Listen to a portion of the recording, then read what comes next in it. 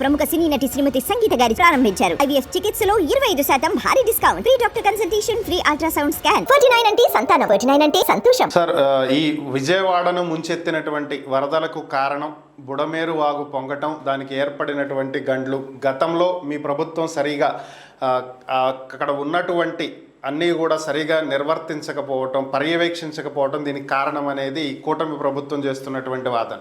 అలాగే జగన్మోహన్ రెడ్డి గారేమో ఇది ఈ ప్రభుత్వం చేసినటువంటి తప్పు, ఇది మానవ తప్పిదం వల్ల జరిగినటువంటి ఈ ముంపు గురి, ఈ వరద అని చెప్తున్నారు. ఏది వాస్తవం? ముందుగా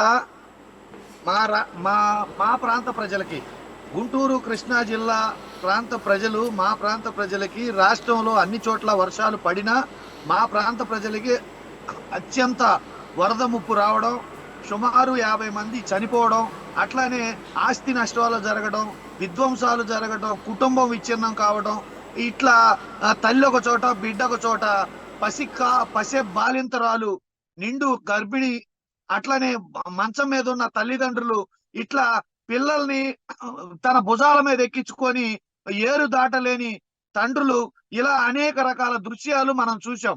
ఈ దృశ్యాలన్నిటినీ చూసి మాకు సాయం చేయాలి, దయచేసి ఎక్కడ ఉన్న వరద తాకిడి లేని వాళ్ళు, కొంచెం ఎంతలో కొంత బాగున్న వాళ్ళు దయచేసి మా ప్రాంతానికి సాయం చేయండి, దయచేసి రాజకీయాలు చేయొద్దు, పార్టీలు కావచ్చు, ప్రభుత్వాలు కావచ్చు, నాయకులు కావచ్చు, రాజకీయాలు మానేసి సాయం చేయమని చెప్పేసి మేము మీ ద్వారా ఈ రాష్ట్ర ప్రజల్ని వేడుకుంటున్నాం.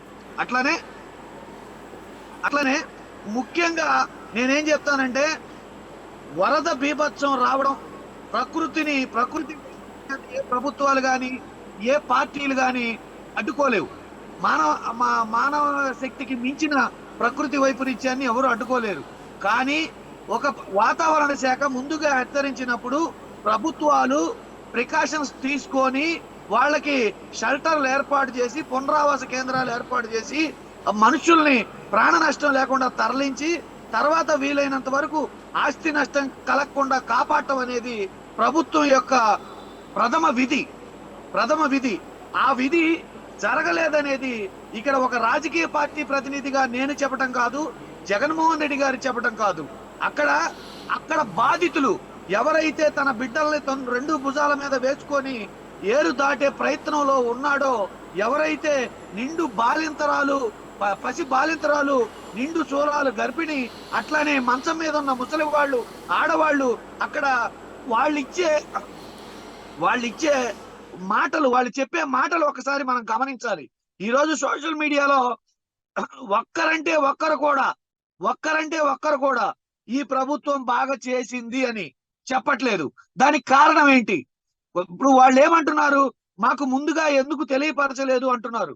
ఇంకొకటి ఏంటంటే, ఎవరైనా దేవుడికి మొక్కుతారు, ఎందుకు మమ్మల్ని కాపాడండి అని.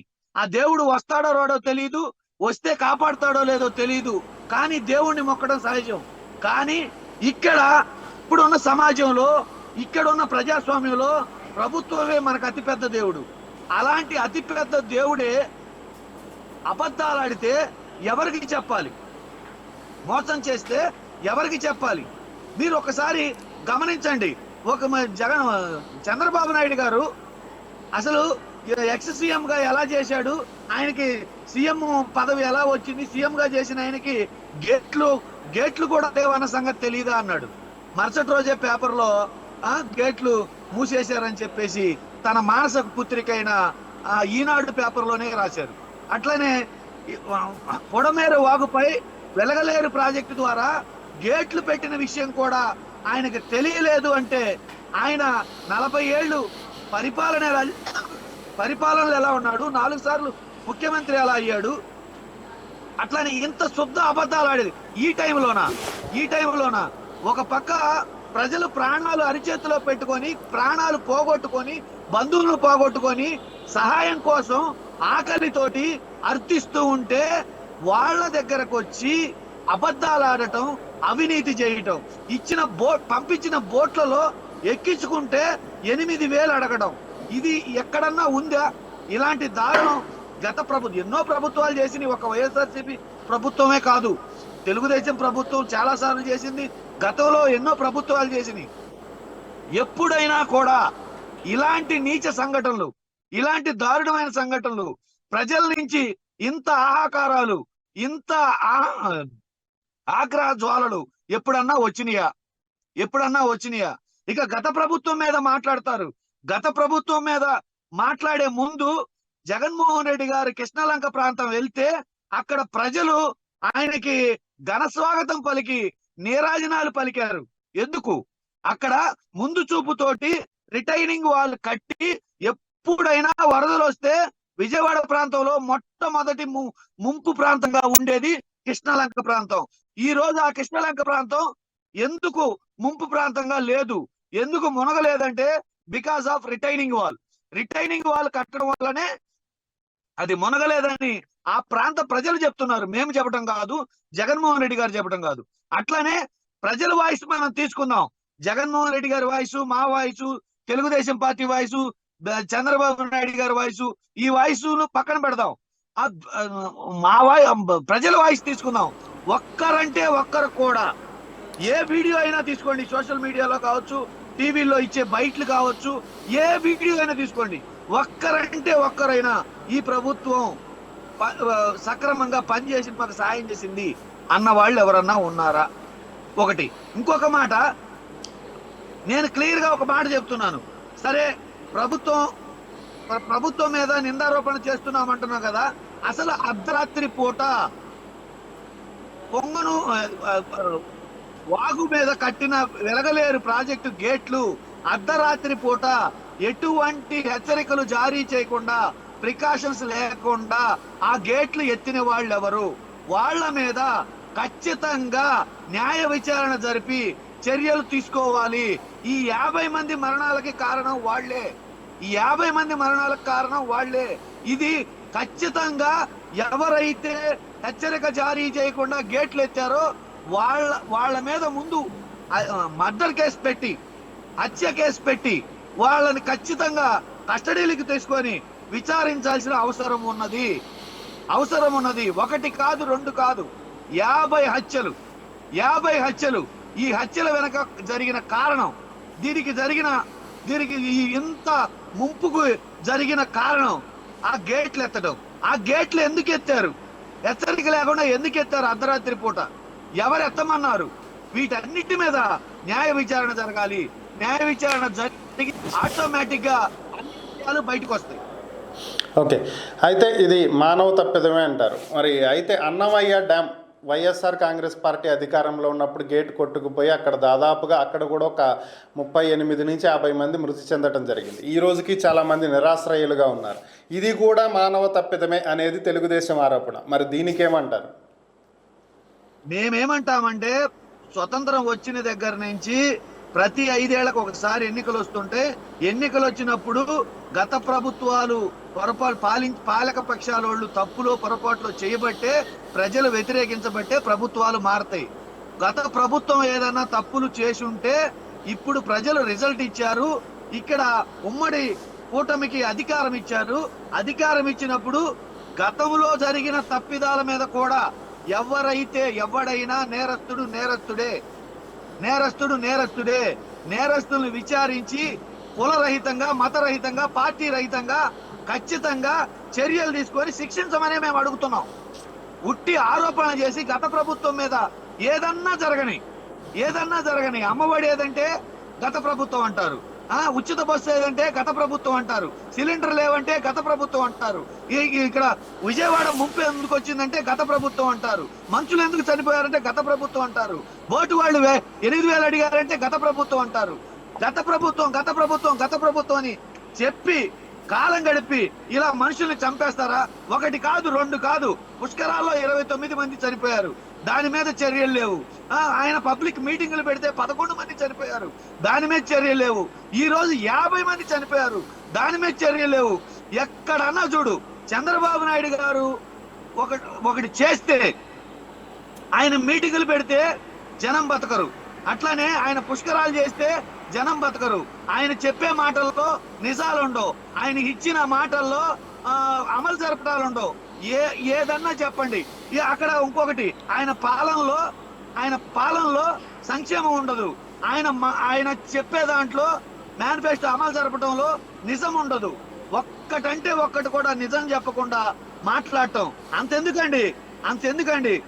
ఎన్నికల ప్రచారంలో పవన్ కళ్యాణ్ గారు ప్రజలకి ఏ కష్టం వచ్చినా ఈ ప్రభుత్వం చేత పనిచేపించే బాధ్యత నాది అన్నారు.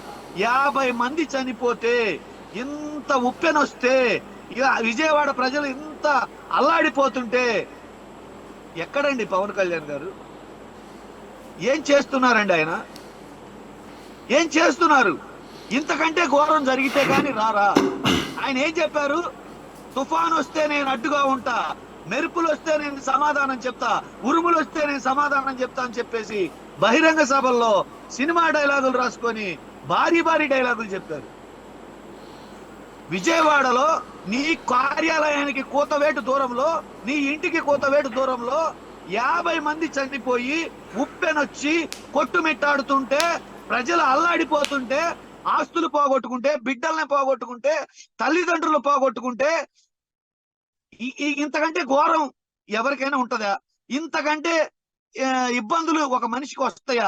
వచ్చినప్పుడు దీని మీద కూడా రాజకీయమా చేయాల్సింది? సహాయం చేయాలా? చర్యలు తీసుకోవాలా వద్దా? వీటన్నిటిని వదిలేసి వైఎస్ఆర్ కాంగ్రెస్ పార్టీ ఎట్ట చేసింది, గత ప్రభుత్వం ఎట్ట చేసింది, జగన్మోహన్ రెడ్డి గారు ఎట్ట చేశారు, ఇవే మిమ్మల్ని చెప్పమన్నది. ఇందుక మీకు అధికారం ఇచ్చింది? పక్క పార్టీల మీద చాడీలు చెప్పడానికా? పక్క పార్టీల మీద చాడీలు చెప్పి ఆరోపణలు చేసి నిందలేయడానికా మీకు పరిపాలన ఇచ్చింది ప్రజలు? పని చేయడానికా? ప్రజలను ఆదుకోవడానికా కాదా? ఎందుకు ఇచ్చారు మీకు పరిపాలన? మీరేమని వచ్చారు? ఏం చేస్తున్నారు? సార్, పవన్ కళ్యాణ్ గారు బయటకు ఎందుకు రావట్లేదు అనేది ఆయన ఒక వివరణ ఇచ్చారు. దాదాపుగా ఇదే రకమైనటువంటి వివరణ గతంలో జగన్మోహన్ రెడ్డి గారు కూడా ఇచ్చారు. కోనసీమకి వరదలు వచ్చినప్పుడు ఆయన రాలేదు. ఒరిస్సాలో రైలు ప్రమాదం జరిగినప్పుడు కూడా ఆయన రాలేదు. ఆయన చెప్పింది ఏంటి? నేను వస్తే సహాయక చర్యలకు ఇబ్బంది కలుగుతుంది అని. ఇప్పుడు అదే పవన్ కళ్యాణ్ గారు కూడా చెప్తున్నారు. మరి దీన్ని ఎలా చూడాలి? ఎస్, అలాంటప్పుడు చంద్రబాబు నాయుడు గారు, ఈ రాష్ట్ర ముఖ్యమంత్రి చంద్రబాబు నాయుడు గారు నిరంతరం ప్రజల్లో అధికారులు వేసుకొని తిరుగుతూ ఉన్నారు. ఎవరికి సహాయం అందించకుండా టాటాలు వేసుకొని తిరుగుతున్నారు. టాటా చెప్పుకుంటూ బాయ్ చెప్పుకుంటూ తిరుగుతున్నారు. ఆయన ఎక్కడ ఒకరికి సహాయం చేసినట్టు కానీ, ఆయన వెళ్తున్న బోట్లో మునిగిపోతున్న ఒక మహిళను ఎక్కించుకున్నట్టు కానీ, ఒకరికి చెయ్యి అందించి కాపాడినట్టు కానీ ఎక్కడా లేదు. ఆ అధికారులు మొత్తం ఆయన చుట్టూ తిరుగుతున్నారు. మరి దాన్ని ఎందుకు ఖండించలేదు?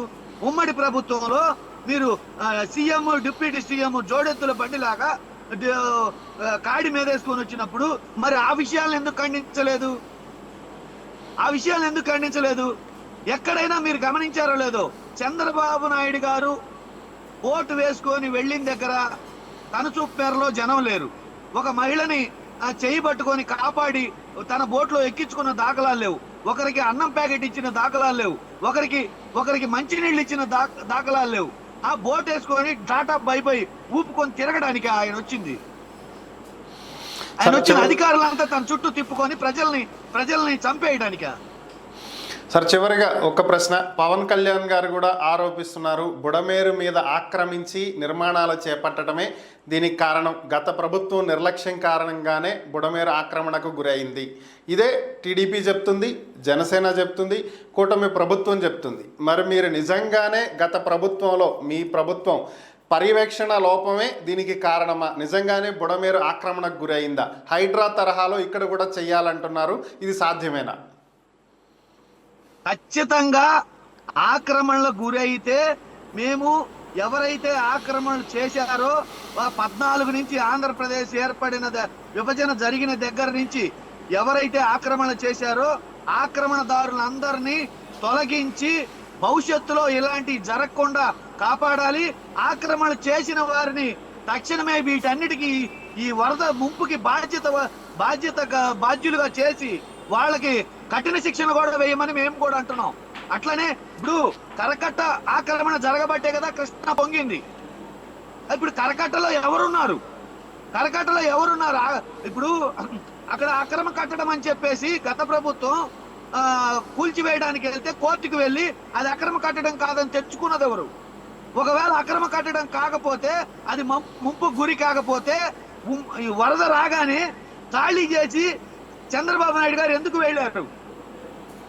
అట్లానే మీరు ముందస్తు చర్యలు గనక తీసుకుంటే, ముందస్తు చర్యల్లో మీరు గనక జాగ్రత్త గనక ఉండి ఉంటే, వరదలు వచ్చిన తర్వాత ముంపుకు గురవుతుంటే సాక్షాత్ హోమ్ మినిస్టర్ గారి పిల్లల్ని ట్రాక్టర్ ఎక్కించి ఎందుకు పంపించింది?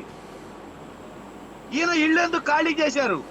ఇక్కడ ఒక్కరినన్నా ఎక్కడన్నా ముందస్తు చర్యలుగా రీహాబిలిటేషన్ సెంటర్స్ పెట్టి వాళ్ళందరినీ, మనుషులందరినీ తరలించిన దాఖలాలు ఎక్కడన్నా ఉన్నాయా?